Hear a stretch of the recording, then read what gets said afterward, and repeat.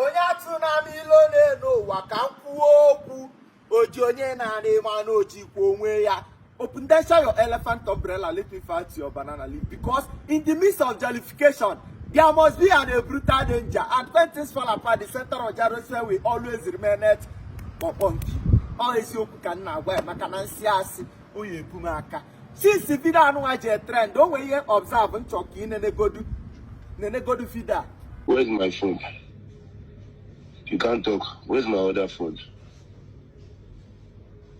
Where's my phone now? Talk now. It is not your phone. My stores are there too. Where's my other phone? Yes, let me open the phone. Let's prepare the phone. Where is my other phone? Where is my old WhatsApp? Don't feel bad. No, in fact, if you are mohbad, that day mohbad, you on a bit is what be after.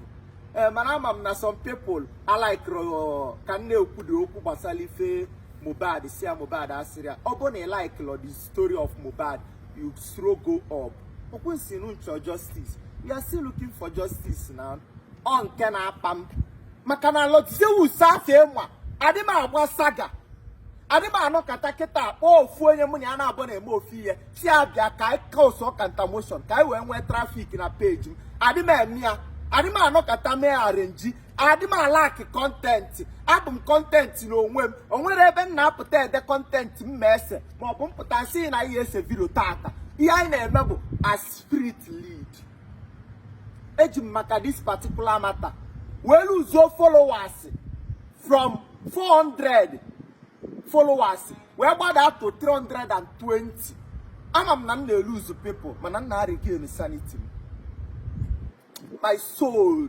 if what I go oka mma na ma free ya ojo anya kalie na afọ ya kpuchidi ya oge ebumaka eji maka this particular matter na anu mo nwa ebe anyị no London follow see am say man na akweri my younger sister everybody go against me but ogbasara olu me eziokwu ka na ekwu don't feel disappointed.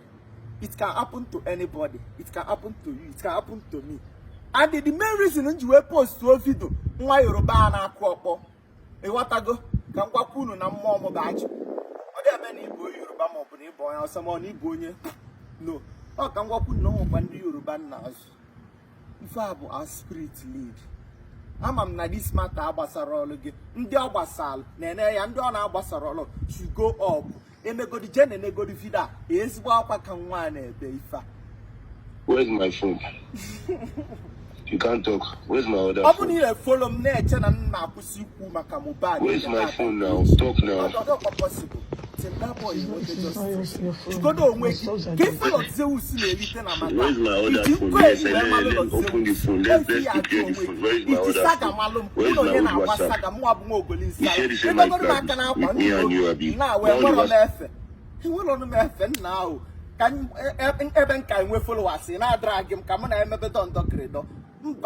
Because that my people will fight for me. Any drummer, people now fight for me. Case na boka silo we maro. Do the code the DSTV. Na time you go take, waiting go do. Eh? So I just sit down can we tell you vida. Well, amaro mi na mo dogu na soft girl. Or just can we let that go attention no why na like rom. Oh, this particular girl who mohbad me hate some of Nigerian girls. Okay, man, I'm not going to follow my own. Man, okay, man, I'm going to oh, this girl, Melia. Hi. Go near Chikwaya Zeno.